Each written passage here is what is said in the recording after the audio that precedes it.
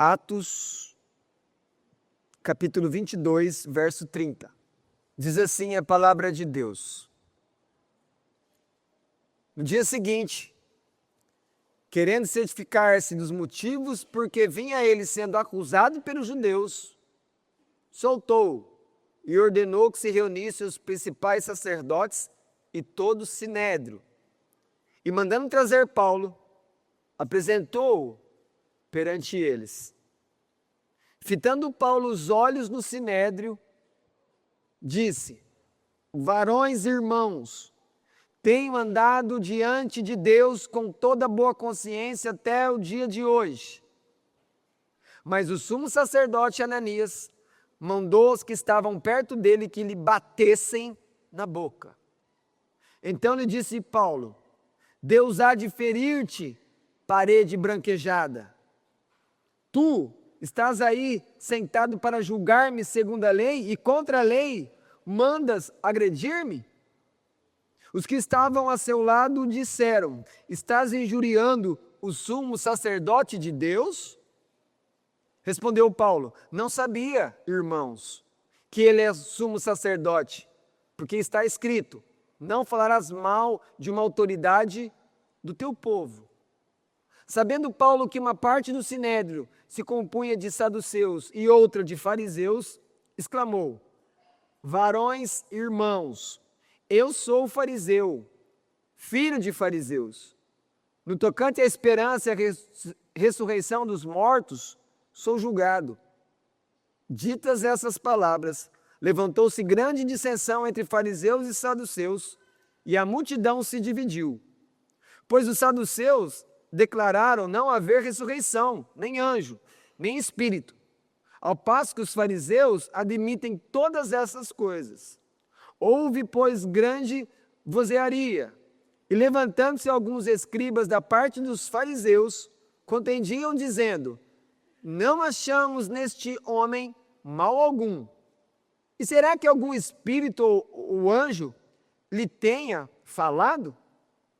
Tomando o vulto a celeuma, temendo o comandante que fosse Paulo espedaçado por eles, mandou descer a guarda para que o retirassem dali e o levassem para a fortaleza. Na noite seguinte, o Senhor, pondo-se ao lado dele, disse: coragem, pois do modo por que deste testemunho a meu respeito em Jerusalém, assim importa que também o faças em Roma. Amém. Vamos orar? Senhor, essa é a tua palavra.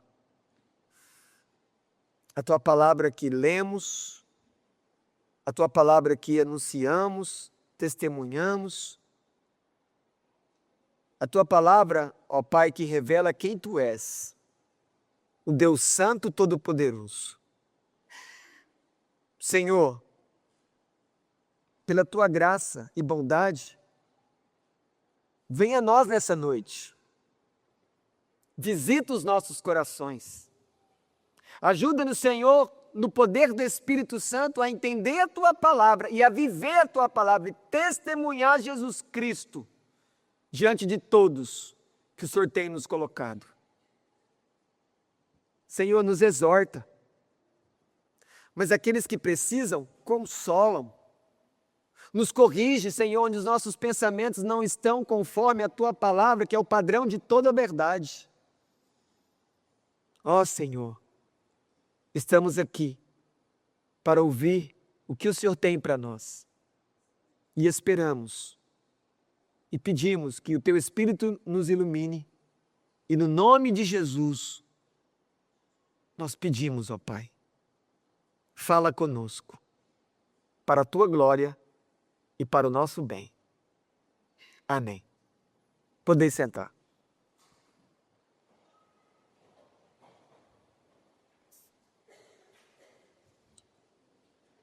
Mais uma vez,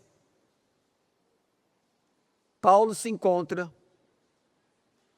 diante de acusações de estar traindo a lei de Moisés.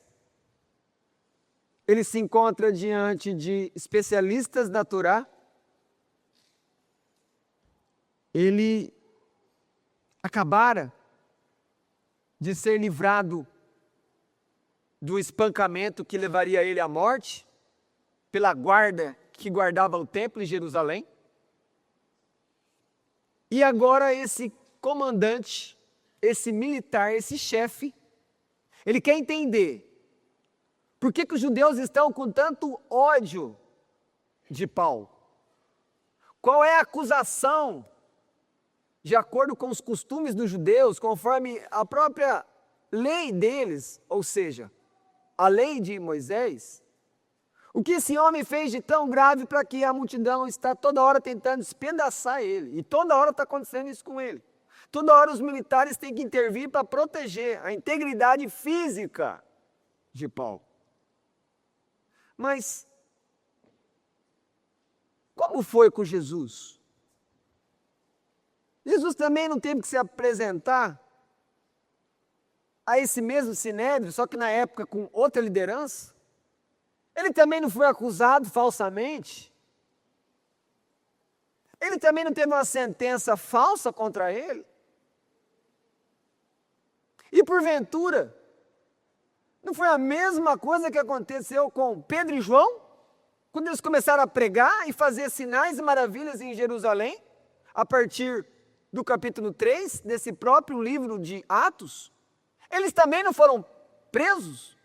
Eles também não receberam uma advertência que não era mais para pregar no nome de Jesus? E eles são soltos? E eles voltam a pregar sobre Jesus? E eles voltam para o sinédrio?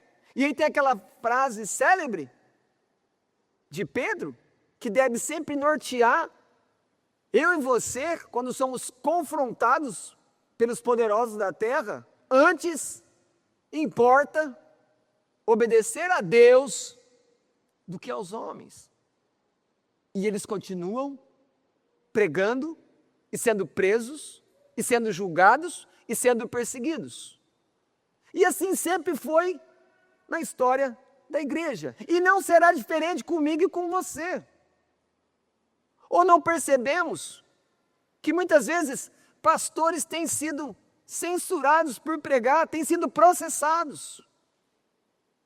O que nós vemos, por exemplo, nos órgãos e prédios públicos? Cada vez mais eles estão tirando todos os símbolos cristãos, sobre a justificativa que o Estado é laico.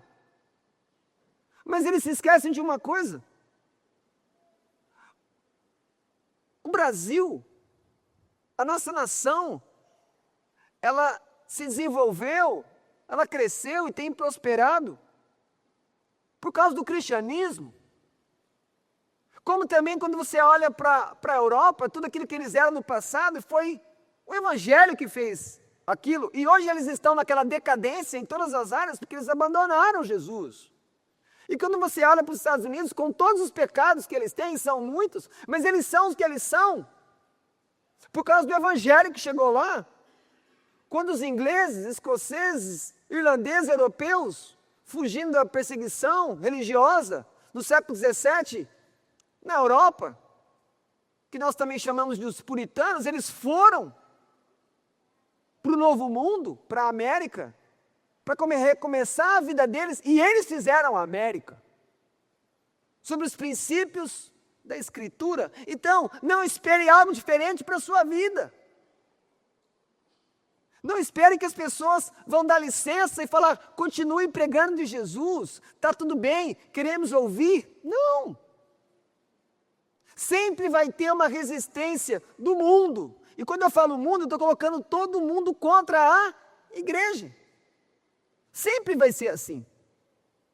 E Deus confiou a mim e você a tarefa de continuar aquilo que Ele começou, aquilo que Pedro e João faziam, aquilo que Paulo fez, entregando a sua própria vida como um sacrifício agradável a Deus.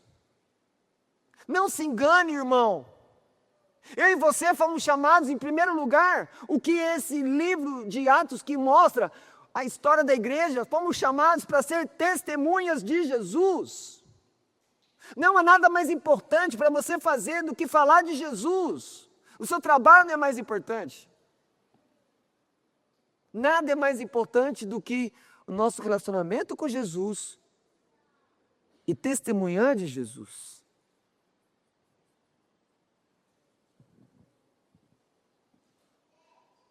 Quando nós olhamos aqui o verso 30, o comandante, cujo nome é Cláudio Lísias, que nós ficamos sabendo apenas conforme se envolve o capítulo 23, ele tem Paulo sob sua custódia. Paulo está preso numa fortaleza chamada Antônia, só que ele não sabe o que vai fazer com esse homem. Ele sabe se deixar ele solto no meio dos judeus, ele vai ser morto. Mas ele quer entender o que está acontecendo. Ele quer saber qual que é a acusação formal contra Paulo. Então, ele pega uma escolta e ele leva Paulo até o Sinédrio, que é o lugar onde estão os especialistas da lei de Deus. Onde estão o sumo sacerdote, que é o líder dos sacerdotes. Onde estão os fariseus, onde estão os saduceus. E chegando ali, num tribunal, a história diz que esse tribunal, quando ele estava completo, ele era formado por 70 pessoas. E esse tribunal está ali para ouvir Paulo. Paulo, então, ele começa chamando todos presentes de irmãos. E aí, quando ele diz que ele tem andado diante de Deus com boa consciência, ao falar exatamente isso, ele provoca a ira do sumo sacerdote Ananias. Como que a gente sabe? Que quando você olha para o verso 2, diz a Escritura que Ananias manda alguém que está perto bater na boca de Paulo. Mas é alguém que está ali para ser interrogado, alguém que está ali para ser ouvido. Mas ele fica furioso, porque quando Paulo fala que está andando com Deus, com boa consciência, o que isso quer dizer? Paulo está dizendo, olha, eu estou aqui, mas qual que é a acusação? Eu não tenho feito nada contra a lei de Deus. Ou seja, eu sou inocente e eu tenho andado diante de Deus com fidelidade. Isso então provoca a ira do sumo sacerdote Ananias, que apesar de ser o grande responsável, o primeiro guardião da Torá, do livro sagrado dos judeus, que nós temos como o Pentateuco, que faz parte da Escritura como um todo, esse homem que tinha o dever de ensinar, ele abandona a Escritura e ele parte para agressão. Ele manda agredir Paulo. Mas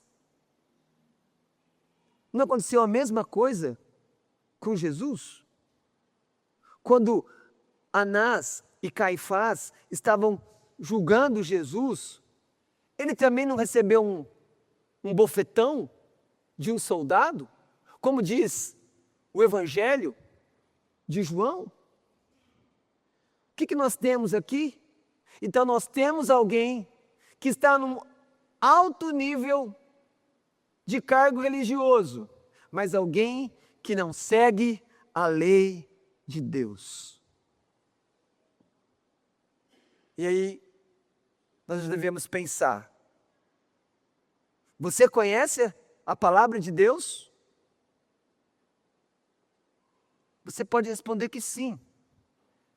Mas a questão aqui que esse texto nos faz pensar é, você tem seguido a palavra de Deus? Você tem andado diante de Deus, obedecendo os mandamentos de Deus, ou nós só ouvimos? Porque Tiago diz que aqueles que simplesmente ouvem a palavra, mas não praticam, não são justificados. Não mostram que realmente essa fé é uma fé verdadeira, uma fé que salva, sincera. Paulo, quando vai responder, porque olha a resposta que ele dá quando ele é agredido. Ele diz assim no verso 3: Deus há de ferir-te, parede branqueada. E ele fala, na verdade Paulo exorta ele. Tu estás aí sentado para me julgar, segundo a lei, mas contra a lei, você manda me agredir? Olha o que ele fala, ele está chamando a atenção do juiz mais importante do tribunal. Alguém que deveria ser o primeiro a zelar pela lei.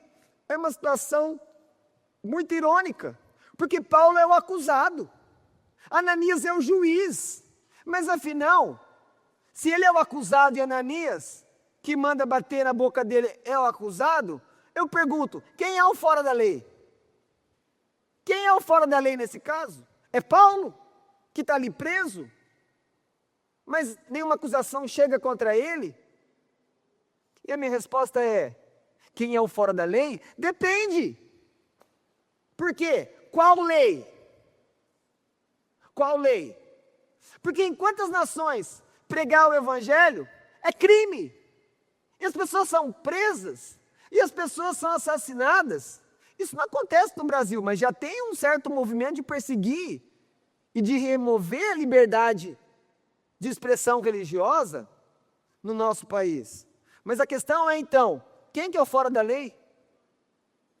É o Ananias que manda bater na boca de Paulo? Ou é Paulo, que pode ser considerado aqui um agitador? É que na verdade, você tem duas leis, né? A lei de Deus e a lei dos homens. E aí? Qual lei é mais importante? Qual lei você teme mais? Quem você teme mais? A lei de Deus, os mandamentos do Senhor, ou nós tememos mais o Estado? Ou nós temos mais medo da justiça? Quem é o Senhor maior na nossa vida? Quem importa mais para você? E ainda, você está disposto a ser chamado de um agitador? Você está disposto a ser um fora da lei? Será que alguns dos nossos jovens estão dispostos a serem excluídos, marginalizados, maltratados, numa escola, numa faculdade, por começar a falar de Jesus Cristo? Até que possa chegar um professor, ou um coordenador de curso, ou o próprio reitor de falar que você não pode falar de Jesus aqui. E aí o que esse jovem vai fazer? E o que você como pai e mãe vai falar para o seu filho numa situação dessa? Não, filho, não fale mais de Jesus, porque é proibido pela lei. Que lei? A lei que dá a vida eterna? Ou a lei para essa vida aqui, que vive sendo trocada? Leis que são feitas por interesses escusos. Qual é a nossa disposição para continuar pregando de Jesus quando somos perseguidos? Porque é isso que está acontecendo com Paulo. Se Paulo parasse de falar de Jesus, se Paulo parasse com as missões, com certeza ele não teria tanto problemas na sua vida. E aí eu olho para mim, e você deve olhar para você. Você tem problemas, não tem? Sim, você tem problemas em muitas áreas da sua vida. Mas eu pergunto, qual o problema que você tem hoje na sua vida, porque você é cristão? Qual o problema que você tem por você falar de Jesus para as pessoas? Isso mostra o nível de testemunho que nós temos. Nós defendemos o nosso time de futebol, nós temos as nossas opiniões sobre política, mas o lugar que nós tínhamos que ser mais radicais, mais ferrenhos, é quando nós tivéssemos que falar, pregar e testemunhar de Cristo. Mas nessa hora, nós nos calamos, nós somos omissos, nós somos inertes. E depois, ainda nós falamos que nós vivemos para Deus, que nós amamos Jesus. Mas a gente não se compromete, a gente não se arrisca. E eu estou vendo alguém que todo momento ele está se arriscando, ele está sofrendo, e ele continua seguindo a palavra de Deus e sofrendo por causa de Jesus. Mas o que acontece depois? Paulo é um homem muito inteligente. Se você prestou bem atenção nesses primeiros versos, e você tem que lembrar que Paulo está no tribunal. E ele está ali porque alguém quer saber qual que é a acusação. Mas olhem para o texto. Olhem para o texto. Qual é a acusação que foi feita até agora contra ele? Qual pergunta os juízes fizeram até agora para ele? Não tem pergunta. Não há ainda discussão sobre o que ele pode ter feito ou não contra a lei de Moisés. Então, o que Paulo faz? E aqui nós temos que aprender essa esperteza espiritual de Paulo. Ele conduz a conversa de todo um sinédrio com dezenas de homens para onde ele quer. E eu falava sobre isso ontem com as mulheres e falei esse tempo atrás com outra pessoa, de que a grande questão quando você vai falar de Cristo é como fazer para aquela conversa chegar no Evangelho. Quando você às vezes não começa falando de um verso da Bíblia, mas conversando de qualquer assunto, como eu posso, começando de qualquer assunto, levar a pessoa para o assunto mais importante de todos, Jesus? E é o que Paulo faz aqui. Porque como não vem pergunta nenhuma, não tem acusação nenhuma, olha o que ele faz.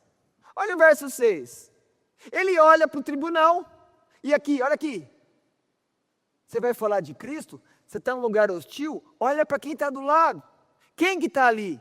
E conforme você vê o contexto, as pessoas que estão, então você dirige a conversa para aquele lado. Ele olha, tem fariseus, e eu era um fariseu, eu sei como eles pensam. Aqui tem um ponto. Você se converteu, você agora segue Cristo, mas sabe qual é o problema? Na questão de testemunhar, parece que a gente esqueceu tudo como que um não cristão pensa. Porque mesmo tendo a mente de Cristo, eu ainda posso olhar para um perdido, para alguém que não é convertido e pensar, falar, olha, eu sei como que ele mais ou menos pensa, porque eu já fui ele um dia lá atrás, até que a graça de Deus me alcançou. Então se eu sei como ele é, será que isso não vai me ajudar a chegar no coração dele?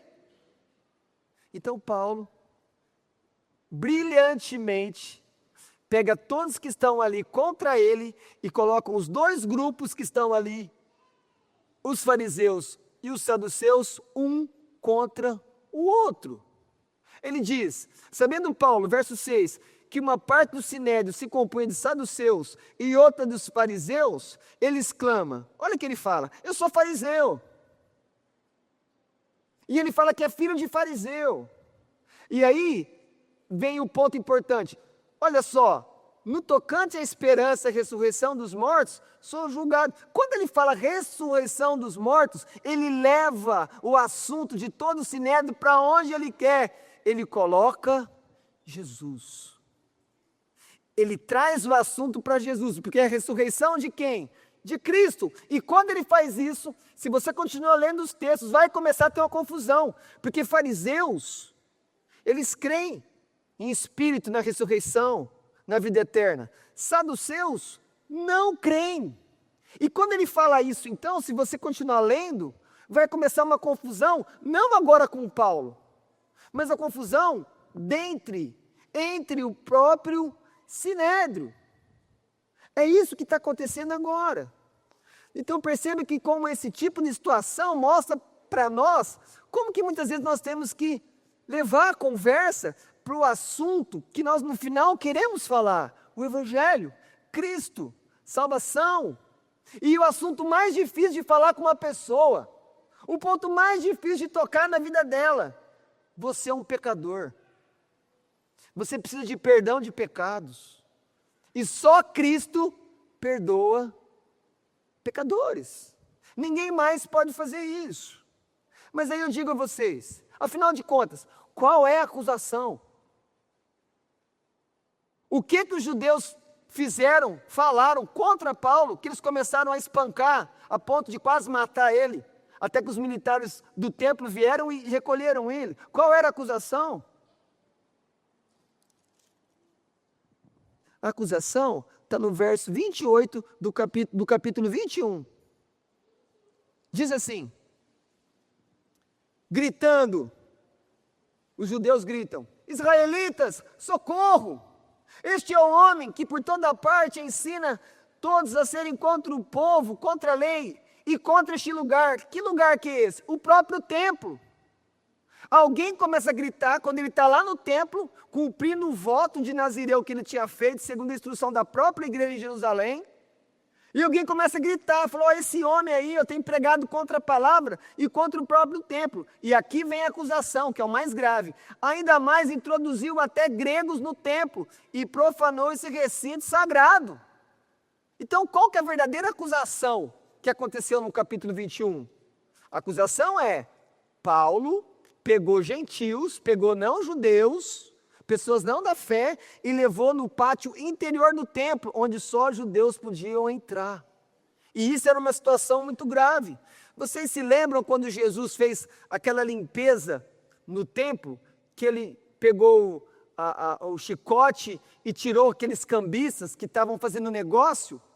Eles estavam, os judeus, naquela oportunidade, fazendo negócio, não no pátio interior, onde só judeu entrava, onde eram feitas as orações. Eles estavam fazendo negócios na parte externa, que era chamado pátio dos gentios. E essa é a revolta também de Jesus.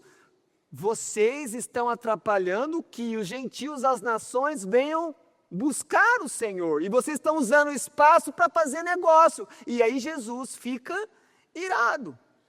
E era tão grave se Paulo realmente estivesse fazendo isso, levando um judeu para o lugar interior do templo, um lugar onde só judeu poderia entrar para orar, que nem os romanos iriam interferir se ele tivesse verdadeiramente feito isso, e ele seria morto, porque era uma coisa muito grave, ele estaria profanando o templo de Deus.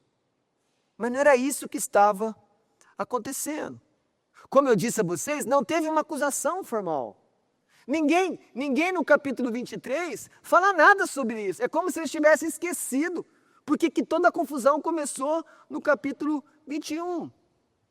E aí então, espertamente, Paulo traz o assunto que ele quer e os fariseus e saduceus começam a discutir. E o que acontece no final? Não tem pergunta. Não tem veredito. Quando nós chegamos no verso 10, diz aqui, tomando vulto a celeuma, temendo o comandante que fosse Paulo espedaçado por eles, mandou descer a guarda para que o retirasse dali e o levasse para a fortaleza. Ou seja, não serviu de nada do ponto de vista saber o porquê que Paulo estava preso, porquê que as pessoas queriam acabar com ele. Mas eu não posso perder. O que Paulo fala? Independente da confusão que fica entre fariseus e saduceus, lembrando que muitos fariseus, conforme diz o próprio livro de Atos, começaram a se converter e seguir a Jesus. Mas o que tem então aqui de importante? O que nós podemos ver aqui? O que é tão importante? Qual é o assunto que Paulo escolhe quando ele está diante dos juízes da teologia de Israel? Ele escolhe o assunto mais importante. Jesus ressuscitou. Pode ser que no seu dia a dia você não dê valor para a ressurreição. Mas sabe a hora que você para pensar nisso? Quando alguém fica doente. Sabe a hora que todo mundo para ouvir o evangelho? Ou para ouvir uma palavra de esperança? Quando nós estamos diante de um caixão. E aí todo mundo quer o quê? Quer ouvir uma palavra de esperança. Todo mundo quer ouvir um consolo. Mas e enquanto estamos vivendo na segunda-feira, na terça, na escola, no trabalho, e quando estamos conversando com os nossos filhos, nós falamos do assunto mais importante: Jesus venceu a morte. Ele ressuscitou. Qual é o último inimigo que Deus vence no Apocalipse? É a morte. A morte é a tua inimiga. A morte é minha inimiga.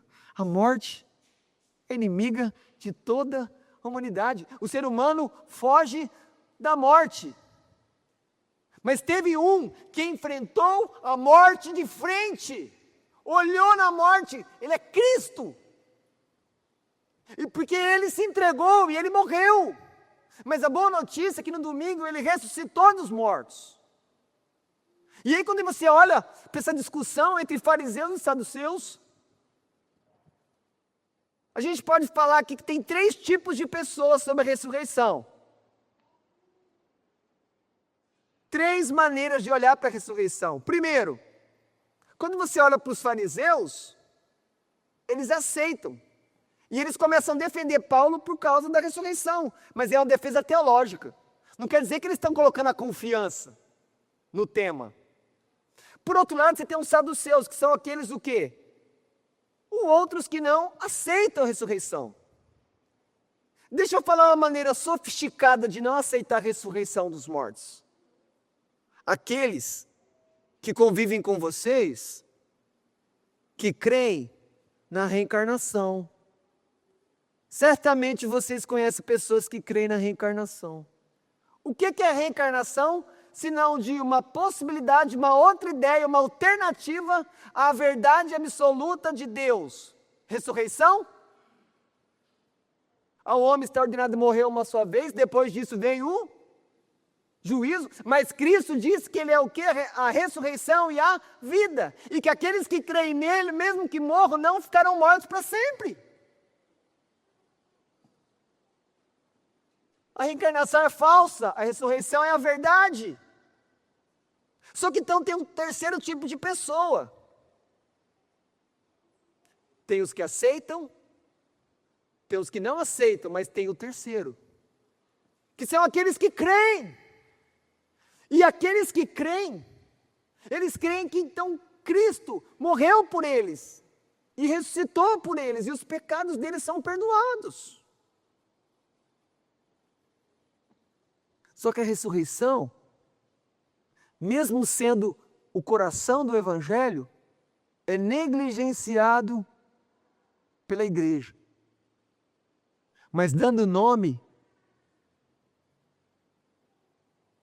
negligenciado por você. Porque se às vezes alguém começar a conversar com você sobre a ressurreição, ela vai te apertar, e você não sabe nem para onde ir na Escritura para mostrar o que a Escritura fala da ressurreição. E eu estou falando do coração do Evangelho. Eu estou falando o que faz toda a diferença entre crer e não crer. Algo que Paulo falou, que se não existisse ressurreição, a nossa fé era inútil. E nós seríamos os mais infelizes, os mais pobres. É como se fosse isso aqui, nós seríamos os maiores idiotas da terra, se não tivesse ressurreição dos mortos. Porque você vive uma vida que sofre por Cristo, que vê a verdade, que renuncia aos prazeres do mundo, e no final morre e acabou, e muitos querem isso, morreu, acabou. Por quê? Porque eles não querem juízo. Eles não querem pensar que eles vão morrer e vão diante de Deus. As pessoas não querem isso, por isso que é muito mais cômodo fugir dessa ideia de vida após a morte e falar assim, morreu, acabou. É muito vantajoso para quem quer viver nos seus pecados e longe de Deus, mas essa não é a verdade. Não é assim que vai acontecer, porque todos vão ser julgados pelo Senhor.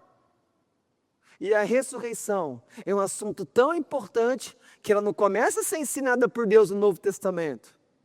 Se não, olhem o que Isaías diz no capítulo 26, os vossos mortos ressuscitarão, ó Deus, e a terra dará luz aos seus mortos. Eu estou falando de uma palavra dada por um profeta 600 anos antes do nascimento de Cristo. E ainda temos um texto ainda muito mais claro sobre a ressurreição, que está em Daniel, capítulo 12, verso 2.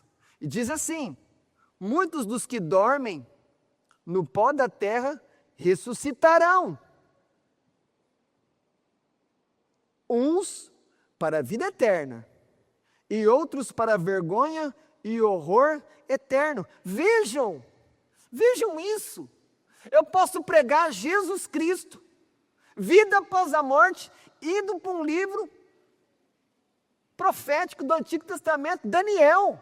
Eu nem estou usando os evangelhos, porque os evangelhos, eles relatam as histórias, o momento histórico, a morte e a ressurreição. Mas eu tenho no Antigo, eu tenho muitos mais ossos, eu tenho aquele vale dos ossos secos do profeta Ezequiel. Eu ainda posso pensar, o que fez Abraão quando Deus manda ele levar o filho dele, provavelmente ele um adolescente? E o que ele fala? O que ele fala para Isaac, quando Isaac fala: mas meu pai, cadê o cordeiro?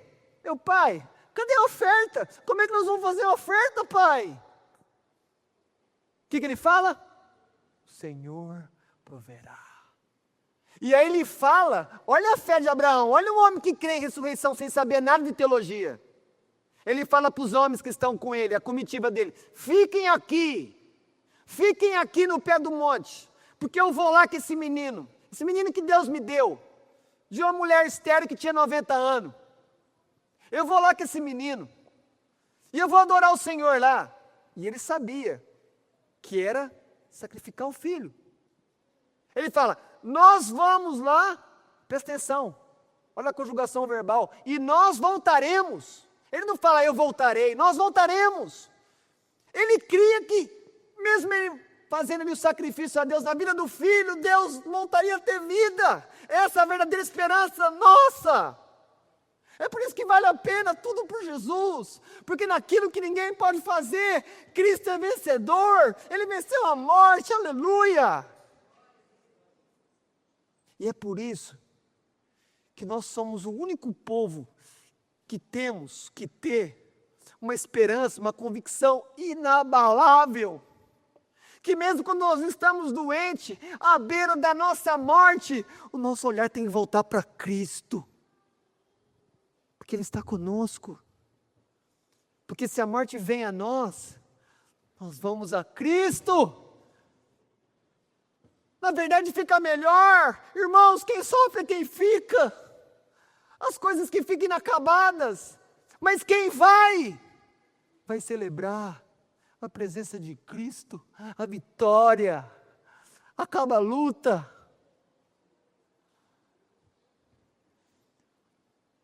Como diz Pedro, para quem iremos? Veja, quando Jesus fala, vocês não querem ir embora? O que ele fala?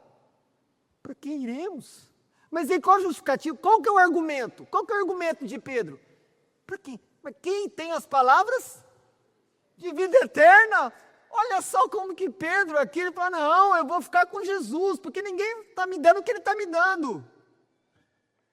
A vida eterna, só Jesus pode te dar, ninguém mais. Porque Ele morreu, Ele ressuscitou. Queridos, e eu quero provar para vocês, aqui agora, que a ressurreição é dos assuntos mais importantes do cristianismo, mais importantes. Por isso que, infelizmente, nós estamos sendo negligentes em não falar: Cristo ressuscitou, Ele venceu a morte. Escute isso. Eu vou andar agora em Atos. Atos capítulo 1, cadê a ressurreição? Cristo, ressurreto, Ele está lá. Jesus está lá. Ele ressuscitou, Ele está lá. A própria ressurreição em pessoa está lá. Quando chega o capítulo 2, Jesus voltou para o céu, Pedro está lá, e ele vai pregar: o que ele prega depois? O que ele fala? Jesus ressuscitou dos mortos. Quando chega o capítulo 3, ele tem outra pregação para fazer. O que ele fala nessa pregação? Jesus ressuscitou dos mortos. Aí você chega no capítulo 4. No capítulo 4, Pedro, ele é detido pelo mesmo sinédrio, onde Paulo está agora. E ele chega lá, e ele vai fazer a defesa, e ele vai falar com aqueles juízes. O que ele fala? Jesus ressuscitou dos mortos. No capítulo 5, de novo, eles soltam, fala, não prega. E ele prega Jesus, prende de novo, volta no sinédrio. Capítulo 5, o que ele fala? Deus ressuscitou Jesus dos mortos. Chega no capítulo 6, você tem um diácono chamado Estevão, ele começa a pregar, o pessoal fica irado. O que acontece? Ele tem uma visão, e ele vê Cristo ressurreto, em pé, à destra do Pai. Jesus fica sentado. Mas quando Estevão morre, Jesus se levanta. Irmãos, isso não é linguagem figurativa, isso é literal. Jesus se levanta, ressurreto. E então, você chega no capítulo 9, Jesus aparece para Paulo, e ele se converte. Vejam, só no capítulo 8 que não teve uma menção direta ou indireta. Então eu pergunto, qual que é o tema predominante que está aparecendo toda hora que eu e você temos que falar? Jesus ressuscitou dos mortos. Pastor, como é que eu vou pregar isso? As pessoas morrem de medo de morrer. Se tem uma necessidade que o ser humano mortal tem, é de ter uma esperança, como que ela escapa da morte. E você tem a cura, você tem o remédio, você tem a solução. Cristo ressuscitou, aleluia, aleluia. Irmãos, só por causa disso, você pode sair da sua casa, ir num hospital, pegar uma pessoa desenganada, que os médicos falam, leva para casa porque vai partir, e você prega o evangelho, e você oferece a salvação para ela, e se ela abraça, mesmo que ela morre em Cristo. E você pode depois chegar nessa família e levar o quê? Desespero? Você fica sem resposta? Não! Você leva consolo, você leva esperança. Você fala onde a pessoa está. Isso tudo está na vida, na ressurreição. A ressurreição é tão importante, ela é tão crucial na pregação do Evangelho, que Paulo está lá com os acadêmicos, está com os filósofos em Atenas, ele está lá no lugar mais intelectual, o berço da filosofia. E ele começa a pregar, e o pessoal escuta, e ele começa a falar, e o pessoal escuta, e o pessoal está lá, eles são acadêmicos, eles querem ver essa nova doutrina. De repente, quando chega no verso 31, Paulo fala, ressurreição, na hora. Sobre isso, te ouviremos outro dia. Para. Ressurreição não. Quando fala ressurreição, os filósofos não querem mais ouvir. Percebe isso? Eles bastam. Não queremos ouvir. Lembre-se, quando Jesus estava sendo julgado, chegaram testemunhas falsas, pagas contra Jesus. Qual foi a acusação? E aí, fala testemunho, o que Jesus de Nazaré falou? Qual é a acusação? Jesus estava diante do sinédrio. Eles falam, nós ouvimos falar, ele falando que ele vai destruir o templo e em 3 dias ele vai reconstruir de novo. O que a testemunha falsa não entendeu? Jesus não estava falando do templo de pedra. Ele estava falando do corpo dele. No julgamento de Jesus, as pessoas também falaram da ressurreição que ele havia prometido. Se você quer pregar o evangelho com simplicidade, mas fidelidade, pregue: Jesus ressuscitou dos mortos. E logicamente, para você falar que ressuscitou, você vai ter que voltar também a explicar que Jesus morreu pelos pecadores. E que quando esse pecador crê em Jesus, esse pecador recebe perdão de pecados. E então nós chegamos no verso 11. E aí fica melhor ainda. Porque se no começo nós temos um sumo sacerdote agressivo, que não segue a lei, e nós temos alguém que bate na boca de Paulo, e nós temos Paulo rapidamente, muito inteligente, fazendo uma defesa, levando a ressurreição para o meio da conversa no Sinédrio. E depois nós temos um comandante militar preocupado com a integridade de Paulo. E preocupado por quê? Porque Paulo era cidadão romano, ele tinha preocupação. Mas dá uma olhada no verso 11. Olha quem que aparece para falar.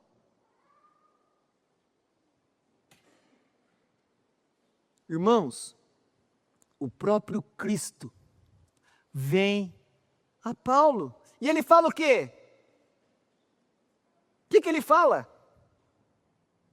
Coragem. Da maneira como você falou de mim, aqui, no Sinédrio, apanhando na boca, sendo quase morto pela multidão lá no templo, importa também dar testemunho de mim em Roma. Olha aqui para mim. Olha aqui para mim. Será que vale a pena a sua vida se transformar numa pessoa que vive para testemunhar Jesus? E eu nem estou mandando você abandonar todas as coisas para ser isso. Eu estou dizendo, testemunhar Jesus em todas as oportunidades que você tiver. O que isso? O que isso muda na sua trajetória? O que isso muda na sua vida? Porque quando a gente vê Jesus falando assim com Paulo, uma coisa que está muito clara: Jesus dirige as suas testemunhas. Quem? Você! Você é testemunha. Nós só temos que falar: Jesus, o que o Senhor quer que eu faça? Jesus, para quem que eu tenho que pregar? Jesus, eu tenho pregado, mas ninguém tem ouvido. Será que eu estou pregando às vezes no lugar errado? Tem outro lugar que eu não estou vendo? Mas lembre-se, aqui tem uma esperança para nós que queremos anunciar Jesus. Ele dirige, Ele fala onde, Ele fala quem, e Ele dá a mensagem. Eu morri e ressuscitei dos mortos. Preguem isso. E aí, é fantástico. Porque quando a gente olha para Jesus falando com Paulo, como que Paulo deve ter se sentido consolado? O homem que está sofrendo, o homem que está sendo perseguido. E aí, é impossível você ler essa palavra, porque você vai dar testemunho a meu respeito em Jerusalém, e não lembrar do primeiro capítulo de Atos. Pode abrir lá, vai lá no capítulo 1 e abre no verso 8, olha o que está escrito. É um verso muito conhecido.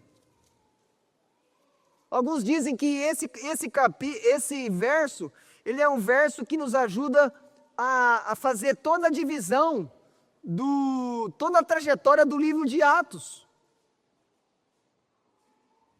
E o que tem aqui? Mas recebereis poder, ao descer sobre vós o Espírito Santo, e sereis minhas testemunhas. Jerusalém, Judeia, Samaria, confins da terra. Confins da terra, Roma, confins da terra, Três Lagoas, confins da terra, Birigui. Mas presta atenção nisso aqui. Olha o que tem aqui para mim e para você. Como é que Jesus fala das testemunhas? Sereis minhas testemunhas. Você é testemunha de Jesus. Para pensar nisso. Pensa aquele moleque que vai jogar bola. E ele é ruim. Aquele cara é grosso no futebol. Ninguém escolhe ele. Aí chega o melhor jogador.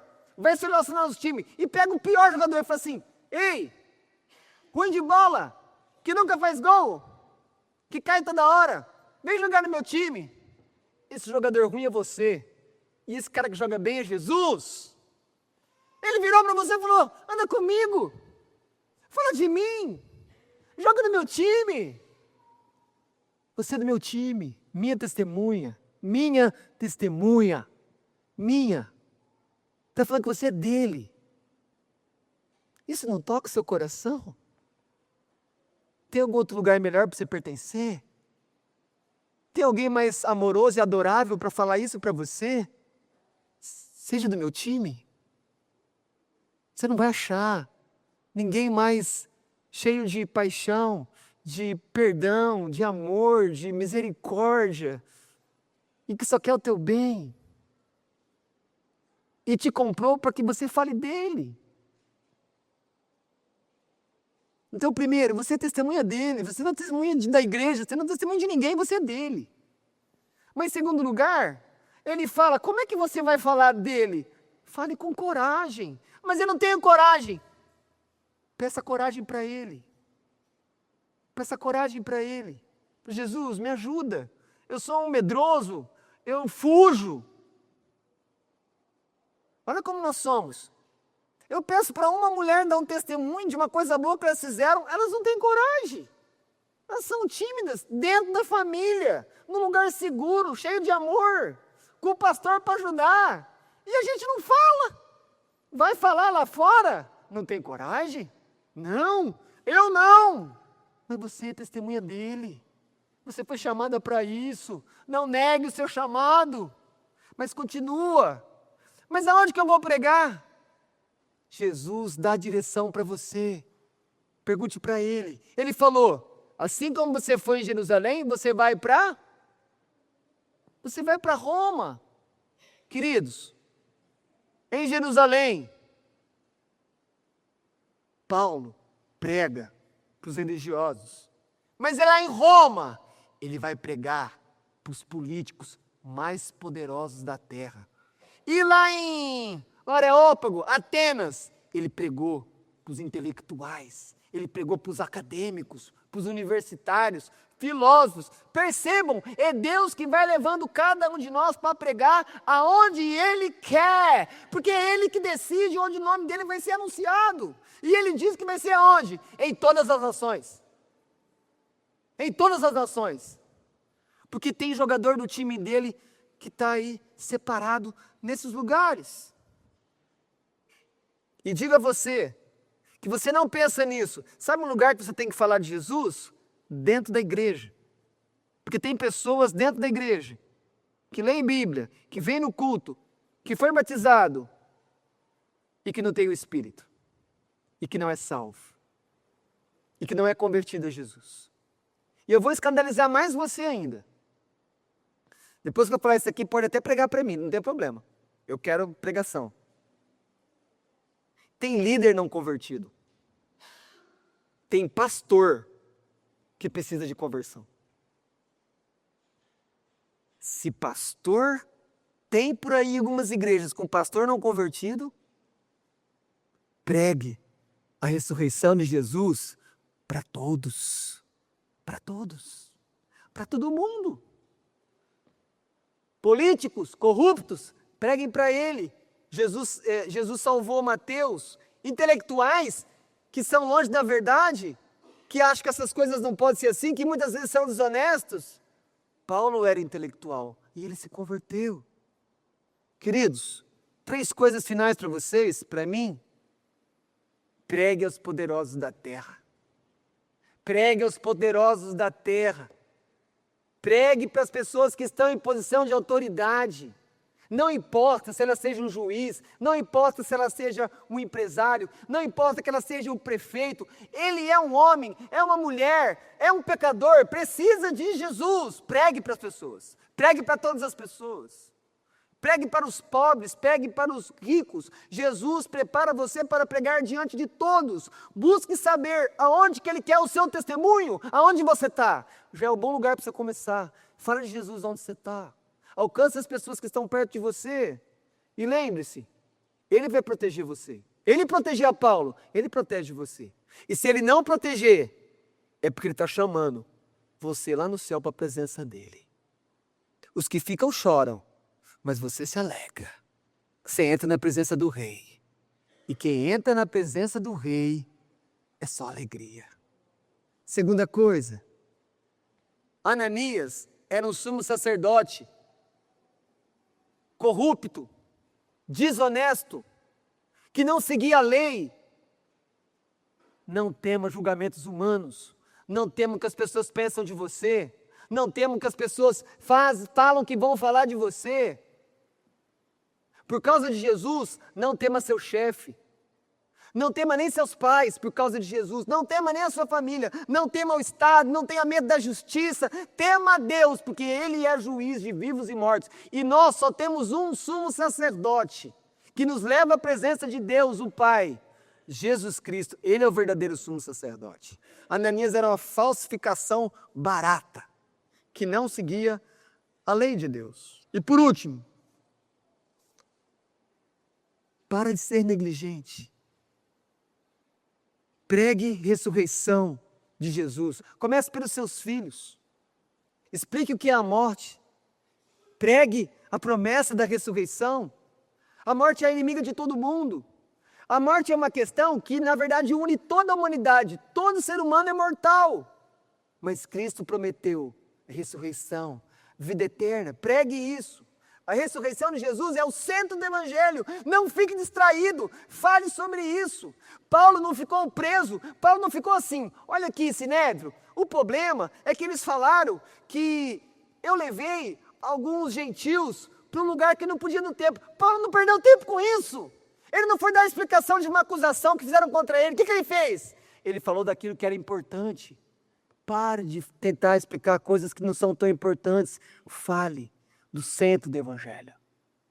Pecadores, perdidos, precisam de um Deus amoroso que perdoa. Vai naquilo que é principal. Não se distraia. Se você lê a Bíblia, ouve pregações, se você canta louvores, mas não confie em Jesus Cristo que ressuscitou para justificar pecadores, para salvar os perdidos, então você continua longe de Deus. Se a ressurreição de Jesus não é uma coisa preciosa para você, você precisa voltar para a classe de batismo. Você precisa voltar para as lições fundamentais do cristianismo, porque é a base. Jesus ressuscitou. Não importa a sua história, não importa a sua teologia, não importa as suas obras. Você precisa crer sinceramente que Jesus Cristo morreu para perdoar os seus pecados e confiar que Ele ressuscitou para que você seja aceito diante de Deus. Lembrando que a ressurreição de Jesus é um sinal visível da aprovação do sacrifício feito pelo Filho ao Pai. Pregue a todos que Jesus ressuscitou dos mortos. Mas lembre-se, lembra de celebrar essa grande verdade na sua vida, que você tem uma promessa que ninguém pode arrancar de você. Jesus ressuscitou e por isso eu posso crer que Ele me dá a vida eterna. A glória seja a Cristo. Amém.